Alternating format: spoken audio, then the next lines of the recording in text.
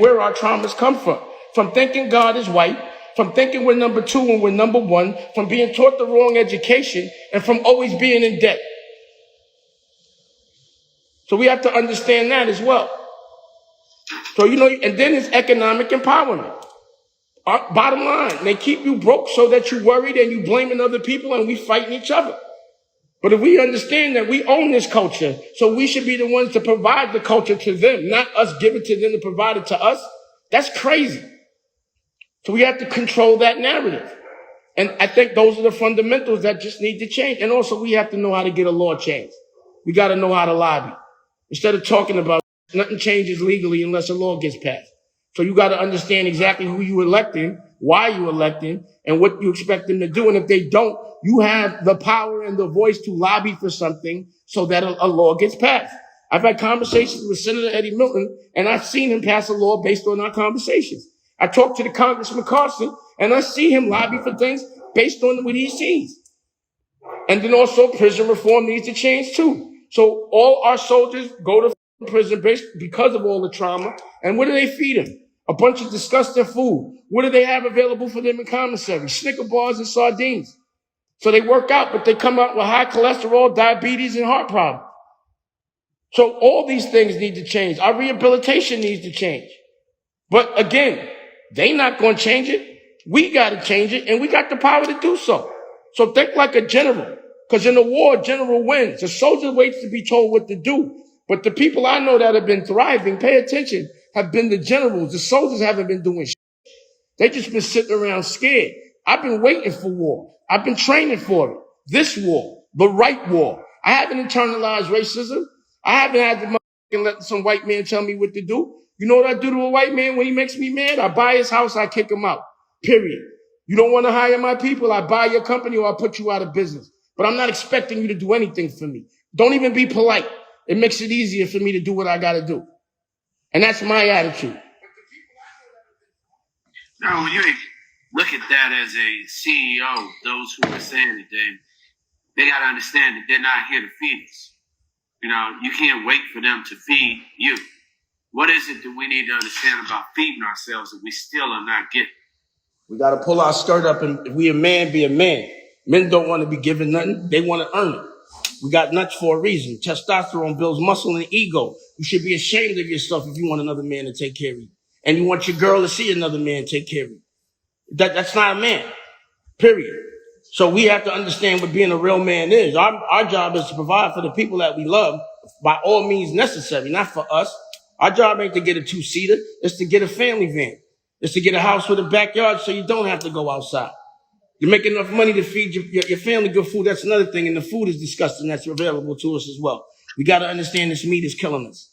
That the number one cause of diabetes, heart, cancer, meat, period. All the GMO, that's what's killing us.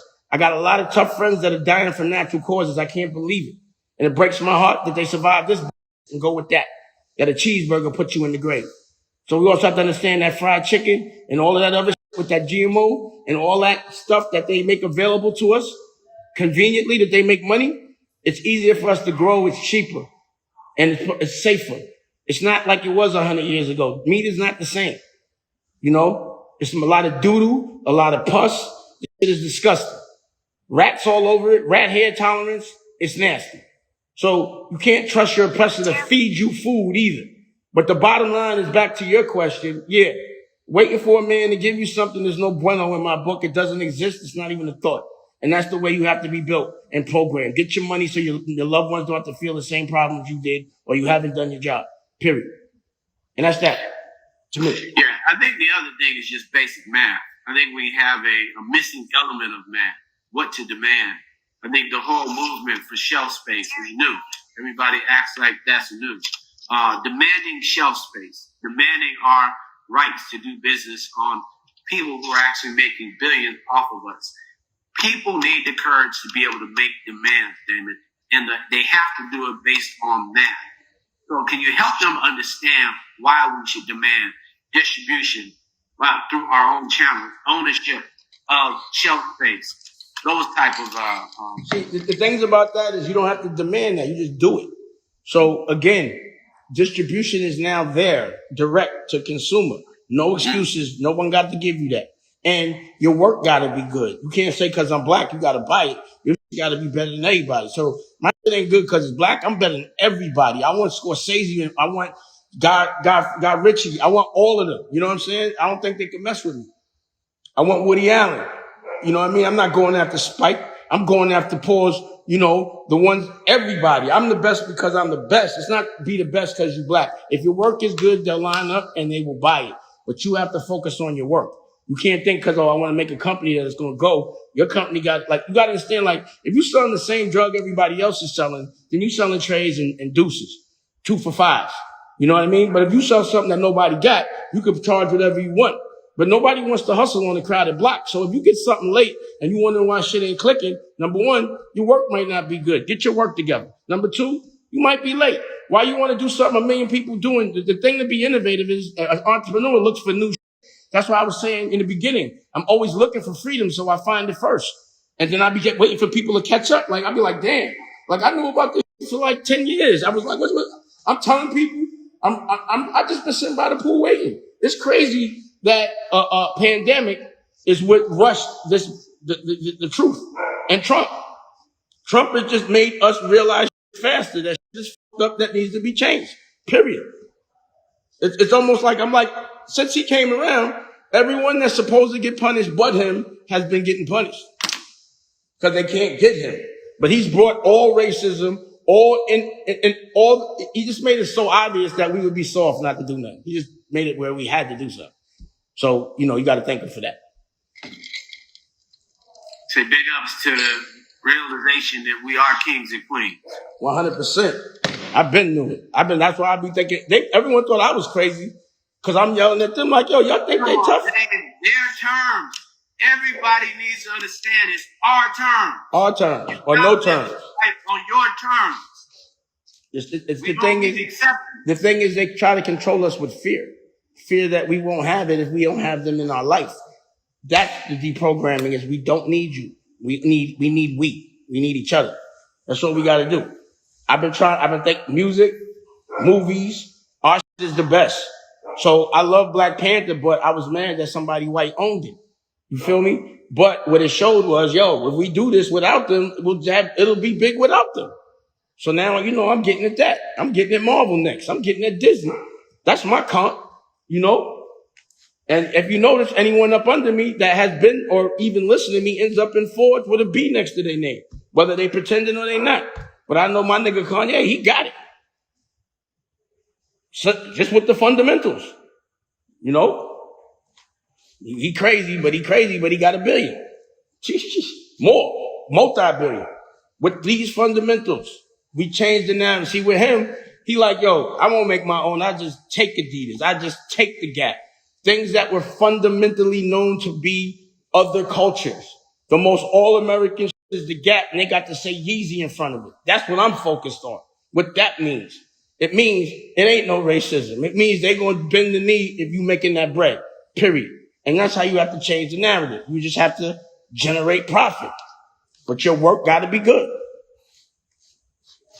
So in instructing new young brothers that are on the reset, what can they do? What can they study? Because many who are watching right now need a vision. And just telling them to do it, they need a vision. How do you reset? How do you reset your diet? Everybody is in this moment of COVID. How can they come off the meat? How do they do it? So my network, not to plug it, but that's exactly what my network's about. The focus, not the distractions. So I have the Health is Wealth where my wife shows how she cooks the same as that food for me or gets cooked for me, how easy you have to do it, where you could get it. I got the Dash Diabetes Network. I'm type 1 diabetic and I've been one since I'm 15. So you can see that there. I got the Yah Squad with the Bishop Pennell, who could teach you the history of religion code. But I even got Billy Carson with the Galaxy Network, who could tell you about the Emerald Tablets and really where we Anunnakis and all that type of shit. Then I got the OSG Network, which is Dennis McKeezy and 90 black principals all over the country that are redoing the curriculum and changing things without waiting for the Board of Education to do it. Principals with principals swaggy that I never seen in my life. that are actually doing things and are also entrepreneurs. So I can tell you step by step, what to do or how I do it, but it's not hard. You just got to do it. The unknown, people fear the unknown, but it's relatively easy once you get there. But what's better? Wheezing, feeling sick, not looking like yourself, double the size, your children not being the cool dude in the room no more, or eating healthy. Is a cheeseburger worth, cancer? It's just not. So we have to be strong enough. The thing is, we have consciousness, but we look the other way based on comfort. Because we hate our life. I'm not giving up pig. Because we hate our life, you can't give up bacon. You'll love your life if you give up bacon. Also in the Bible, it says, thou shalt not kill. Not just thou shalt not kill humans. I think we're in a time where you don't have to kill for leather. You don't have to kill to eat. It's not necessary. So karmically, you got to look at that shit. Imagine coming back as a cow, having to doodle all day and wait to die. Farting up, all up. You know what I mean? It just don't work. It's just not logical.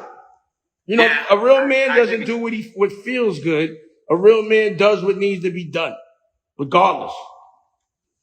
So I just want to make sure I'm hearing you right, then, because I'm with you. Changing your diet and changing your entire spiritual diet is a prerequisite for freedom today in our community. It kills me people that say smart shit and still eat dumb food. That makes no sense to me. I have conversations with people about intelligence that are supposed to be intelligent, and they put some Kentucky Fried Chicken in their mouth. That doesn't look intelligent. That's not a logical answer to an intelligent man. That means you're looking the other way, despite the fact that it does not behoove you to put that nasty shit in your body. But it tastes good. It makes you feel full. Nah, go jog a mile and a half. You'll feel better. But this is the moment. We're in COVID. Yeah. And I was listening. I enjoy my sister, Karen Hunter, for all those who are not studying, not tuning in. She definitely has a platform that we all should love as we study. COVID proof. What's COVID proof then? Content is COVID proof. Content is COVID proof. Pandemic proof. It's panda proof. Like, my numbers went up in COVID. All my businesses went up in COVID because I was prepared, because I was already social distancing. And also, Dr. Chris, she's the head of the hospital in Newark. She's actually taken the vaccine first, black woman. She's the first, one of the first people, a doctor. And the reason why was because she was on the front line watching all of us die. So she was like, I got to see what this is, if it works. And there's so many conspiracy theories happening and all that about the vaccine and Bill Gates and blah, blah, blah. But I trust this woman, and it's good to have access to people like that of our color. And she also tells that, like, yo, I'm not saying Jesus no more. I'm saying Yahshua. She's not saying everything everybody want to hear, but she took that vaccine, and I'm curious to see where it goes. And I'm praying to God that she all right, because we can't lose her. But those are the type of superheroes that need to be showcased. Those senators, those congressmen, those doctors, those principals, they never showcase us when we're helping us. Even when not only are we helping us, we helping them. You feel me? But we got to be the ones. That's why we got to have our own network, because if we depend on our oppressor to showcase our heroes, that doesn't make logical sense. They already took our religion, our culture, and everything else. Why would they let us out unless we fight? Or have our own platform, our own television networks where we can showcase our real heroes the way they need to be showcased. And that's the whole purpose of Dame Dash Studio. Just for us to understand the truth, the real narrative. Yeah, good. Ready to be on the network, Dame. Come on, let's do it. Yeah, it's an exciting moment for us controlling. For all those young hustlers who need to have an insight on what you do, how you study, how you see things in the future. As a CEO, how do you get 15 years in advance? What is that practice? It's studying life. And when you want to do something, like if I want to talk about education, I can talk now because I've been spending the whole COVID with 90 principles. I can talk eloquently about law because I've been kicking it with senators and congressmen. I could talk about health because I talked to Dr. Chris. I could talk about the history of religion because I talked to Bishop Purnell. You know, when I have a problem, there's a crew of people that I just call and talk to for hours, planning and being strategic and playing chess, not checkers, being proactive and not reactive. You have to write the script. Life is a movie. And if you let somebody else write it for you, it might be a horror flick for you. And you might want a comedy. But I'm writing my movie, and I'm going to make sure that I architect my future. Like I said, I go to the future, look at what I want my future to be, what it logically looks like, where the problems will be, what everybody else is going to be doing. Then I go back to my present, and I make sure that my future is secure. And then by the time my future becomes my present, I'm usually prepared. So everything I'm doing now didn't just happen yesterday. I've been preparing for this for 10 years. You know, when I left the Titanic, which was Rockefeller, I was like, yo, that's just going to hit an iceberg, bro. Y'all might look good for the next 3 years. Because when a business goes up, a business 500 million, when it drops to 300 million, it still feels good. When it drops to 200 million, you still feel like you're rolling. But every year it drops. But when it gets to that no million, 6 years later, because you were so committed to something corny, you can't even do anything new, that's when you really are fucked up, because no one wants to start from scratch when they're 50. Start now, when you're young. You have to plant a seed so it could grow into a tree. But that takes a second. No lick, good lick happens overnight. Anything that happens too fast, you really have to watch it. It's temporary, and it might not be legal. Now, when you say temporary, most brothers don't. Is that temporary in not owning your culture too? Is that temporarily in them giving you a publishing deal knowing that it's not a good deal? Let's talk about that. If you take a bag and you give up your future earnings on any level, then you played yourself. But really, look at how many, I'm not going to say names because I don't want to hurt nobody's feelings. But think about 3 years ago, certain people that were really rolling. They were like invincible. And 3 years later, they just evaporated. That show money is gone. Think about all the artists that depended on show money this summer. You know, that's gone.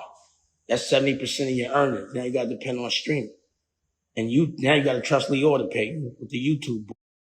Because that's all he could do now is rob you there. You know what I'm saying?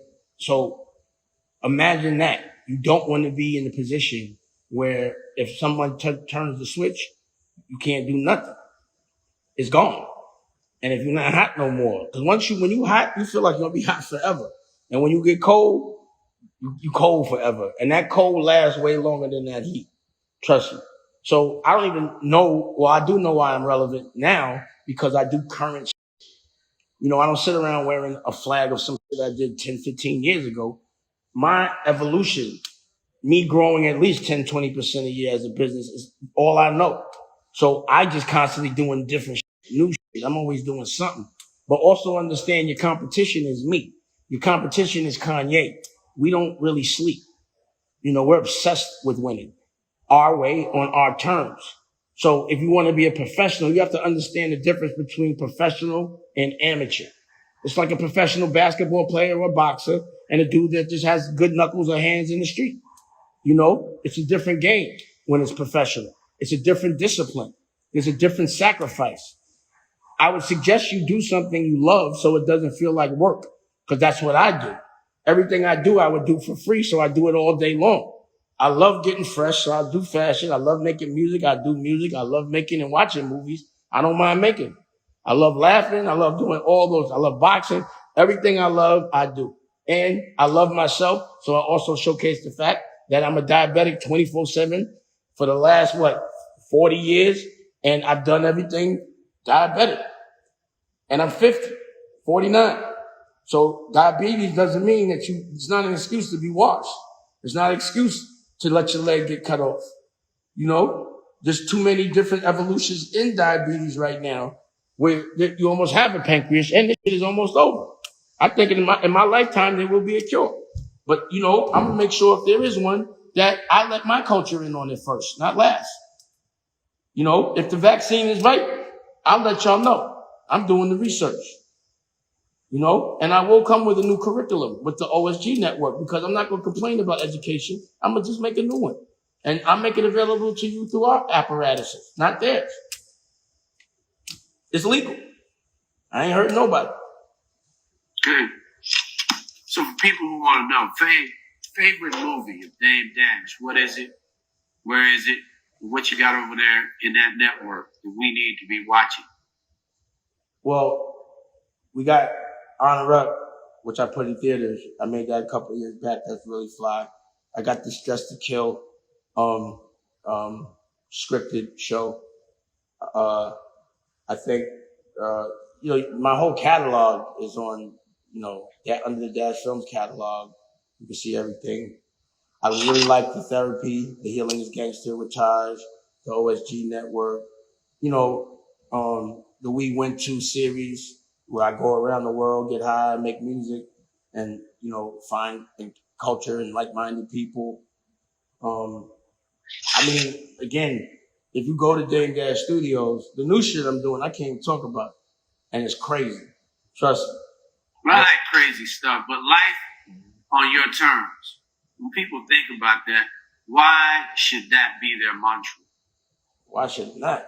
Why should you not have life on your terms? Why wouldn't you want life on your terms? Why wouldn't you fight for life on your own terms? Like, I couldn't imagine it any other way. Living by what other people consider success is a good way to end up depressed. You have to find out what your success is and only put your head down and focus on that. Fuck what everybody else thinks. People think validation from them is success. Pretending you have more money than you have is success. Having a nice car and an apartment is success. I don't look at that as success. Those are temporary things. And who is it that you're trying to impress? People that don't have it? What's the purpose of that? And someone that does have it, they know when you front, trust me. And they don't respect it. So, being a bully, that's not me. I like to challenge bullies. Again, I'm not saying I'm going at anybody but Disney and Netflix and Apple. Those are my con. How dare anybody ever say I have a beef with a rapper or some dumb shit like that? Dumb my shit down. I'm a general. I'm a captain. And I fight. I'm not saying it. Look at my resume. I do it every day, all day. I've been doing it. This shit ain't new. So, again, controlling your narrative is fun. It feels good. It's priceless. I don't care how much money you got in the bank. If somebody telling you what to do, especially if you're a man and it's another man, and you're a slave, an expensive paid slave, you broke. I bet your family ain't happy. I bet you ain't happy. I bet you spend a lot of time with the therapist and rehab and other stupid sad shit when you got everything. Because you really have nothing because you're not happy. Look how much you laugh. Look how much the people around you laugh. Look how happy the people you love are. Do you even love anybody but yourself? Understanding real wealth is very important. Understanding real wealth as in family, understanding life on your own terms is critical and keys to success. But when we think about it, we've got an entire community that needs to understand that this is a moment for us to work together. Why are we afraid to work together, and why do so many in our culture want to be pets to some other culture? Again, it's the programming that needs to be broken. What I like about this generation is they're not really having so much of that. The older generation, there's a couple of us, but the majority of us would rather fit in and survive, based on prior trauma. But, I think since Obama and there's been a black president, we all know that if you could be a black president, if you could be a black president, and it might be a black woman president, I think that can happen. Not to say I want my homie to die, but I think she's going to do a thing in there, bro. Really. I'm looking forward to it. Like I said, because of Trump, the result is a black woman president, it's a new narrative out there. Damon Dash prediction, Kamala Harris, first black female. And black women went to the mat and made that demand. Mm-hmm. Because white women wasn't doing shit this last election, but hurting it, not voting and none of that shit. It's the white women that need to step up. But the black women, yeah. And also all the sororities and all that, homie is out of here. What's going to be interesting is if he's going to step down or we're going to have to beat him down. Yeah, it's that moment for all those. Young brothers don't seem to understand that voting is not an option for us. Those who are there, why and how should we be acting during this moment as it relates to voting? Well, number one, I think everyone should vote and play their part. But we know there's a lot of states that if I don't vote in California or not, he's not winning. But those swing states, Florida, Pennsylvania, we have to focus our energy on where we need people to vote. Because we don't want to preach to the choir like, all right, if you vote, we still get New York. He ain't getting it no matter what. But Florida, Pennsylvania, we need those two joints. That's what we need to focus. Michigan. But really, if we get Pennsylvania and Florida, it's a wrap. And we should be able to. The Spanish people got to stop liking this dude so much. I don't know why. In Florida, I don't get it. You know what I'm saying? But I think that's what we have to focus is on get these white women to vote for who they want to vote for. You know, we have to get the right places to stand up because that's what he's doing. You got to remember, he didn't win the popular. He won the electoral. He was very strategic about where he won. So we have to be just as strategic where we focus on getting people to vote.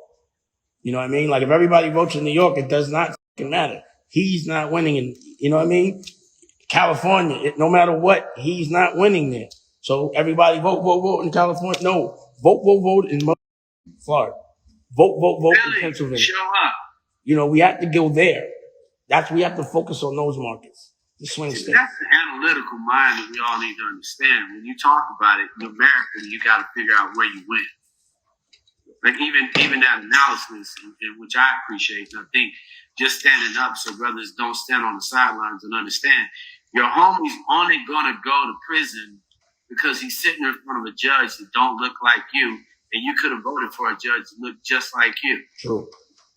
I mean, come on, man. Let's y'all talking that talk, but homie only served 3 strikes because you didn't vote. But you know the thing is, we have not been educated about politics. That's strategic. Like, I don't remember in school being taught the whole political system and how to get things done. And why wouldn't they teach us that? Most politicians have on-the-spot training. They didn't go to school and be like, yo, I want to be a politician. They just learned it right then and there. How come they don't do that? That's strategic. Why would they teach us how to make change? Well, like I said, the things that people don't know, it really scares them. So when we start talking a certain talk, just like CEO talk, profit and loss, blah, blah, blah, some people just cut off. They don't even want to hear that shit. That's a soldier. You know, we got to talk to our generals and let those generals talk to their little soldiers and turn them into generals. But we got to get our generals right so they can get their soldiers right. And that's why I tend to keep myself in the circle of generals, because that's what counts, the top of the pyramid. You know, there are people that just listen to other people. They're only going to do what's cool. So you have to get with the people that are going to make lobbying cool, or, you know, people that are going to make understanding this actual process cool. You know, we have to make the escape and the distractions that people think are cool to talk about uncool, and make it only cool to be talking about that's going to evolve us as a culture and the community. You know, we have to, like, if you notice, if I get on a radio station and they talking some gossip, I'm checking. We're not talking gossip on this with me. I don't care what this show is. We're going to evolve us. If we got a platform with millions listening, then I'm going to say some fly shit, whether you like it or not. And some people are mad, but I don't care. Soldiers and slaves get mad when generals and masters talk. They don't understand it. So I just got sick of talking to soldiers. I'm like talking, they like, huh? I'm talking master talk, and they like, we ain't going against master. I'm talking general talk, and they like, war? I'm not going to war. All right, get out of here. That's it. Some people just ain't ready. But the influencers, the people that do have strength, once you get that rock, once you get that power, You got to do the right thing with your platform. That's all. There should be consciousness and responsibility. You should feel terrible when you'll sell your culture out or make somebody in your culture look stupid just because you feel self-preservation has to kick in. That's terrible. You know, everybody that's just worried about themselves should be ashamed of themselves. Because if you, and really what it shows is, because look, can you name one person you know that likes Trump, that could dress, that got swag, that's happy? If I know like people that don't understand culture, that can't dress, can't dance, they have no empathy for humanity. They're miserable. Can you imagine life without music, life without fashion, life without swag, life without dancing? That's Trump's life. And all his supporters, none of his supporters look cool. You ever look at any one of them rallies? Out of shape, dressed terrible, lives in trailers. And the ones that do support him are doing it sneaky because they're getting money fucking with him. But generally speaking, it's crazy to me how unswaggy people are that don't understand culture and that are miserable. Miserable people hate Trump, love Trump. I don't know nobody happy that love that dude, bro. Everybody that like him is miserable, can't dress, no taste. It's a nasty, tasteless world. You know what I mean? In that world. And it's a world I would never want to be a part of. Community. I think we get hacked a lot. We get people sell out a lot. They're not putting out any good black code. And then they're saying it's culture, but they're suggesting to our young people that they do things that are definitely destructive. And we've already seen these movies. What's the new narrative for black people that you want to see created? Like I said, you know, making being evolved the cool thing. But also you have to remember that what gets the most attention, or with our oppressor who controls a lot of press and a lot of those platforms that the rest of the world sees, they're only going to show the stupid shit. You know, like it's scary when a guy like Lior is doing anything with YouTube, because all the positive shit, you know, he's going to put that to the side, and all the dumb shit, he's going to give you money to do. You know, there are people that are stimulating stupidity for their own personal gain. And we have to understand, like, yo, you like literally when in my younger days, when people would come to me with certain projects, I'd be like, you really think I'm going to co-sign this stupid shit and make my culture look dumb so you could get a check? You better tread lightly. And I would check those people like a Weinstein and so many others that everyone was so afraid of, that I was checking so many years ago when it wasn't popular. But then when everybody does it now, you know what I mean? When I was doing it, culture was on my head. Oh, you f***ing the plug up. Y'all think this dude is the plug? He's not. I was saying that years ago. Just, you know, Google. You know, check out Wood Harris, who was like, oh, they ain't messed it up for all of us. You know, check out Just Blaze. These niggas really said this shit. I'm like, are y'all serious? Y'all on TV dissing me for protecting y'all?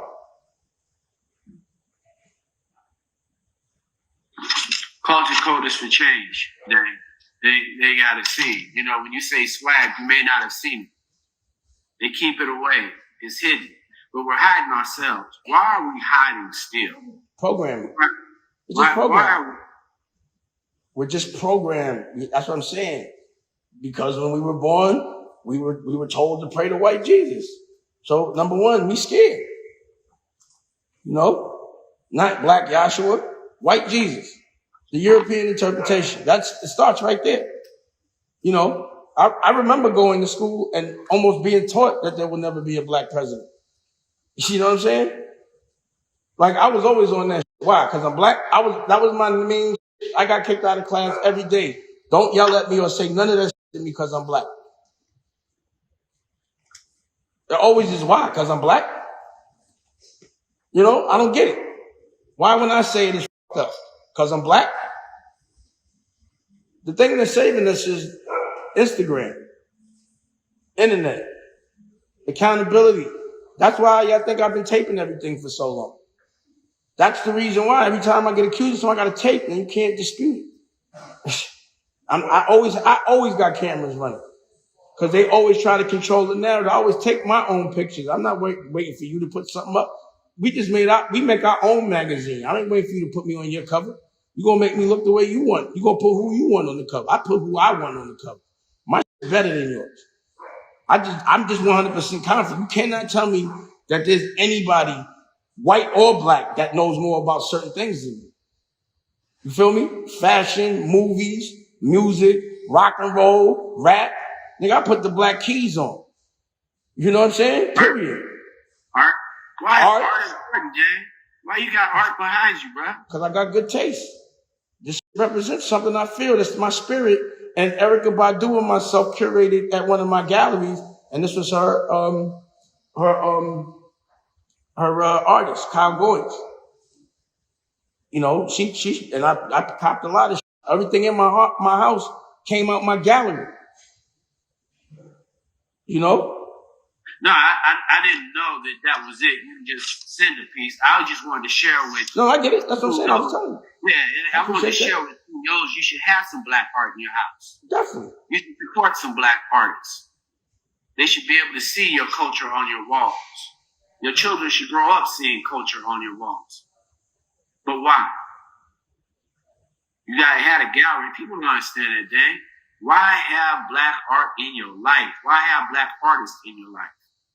I have black, all cultures, but it's important to understand that we're just as good at art. And actually, a lot of what's been taken from us that we don't know in art, a lot of it was us. You know? But again, we're human beings. But black people in this country have taken a lot of oppression the last 200 years. Now, I know the Great Wall of China, somebody was oppressed. That took 2,000 years for 20 generations.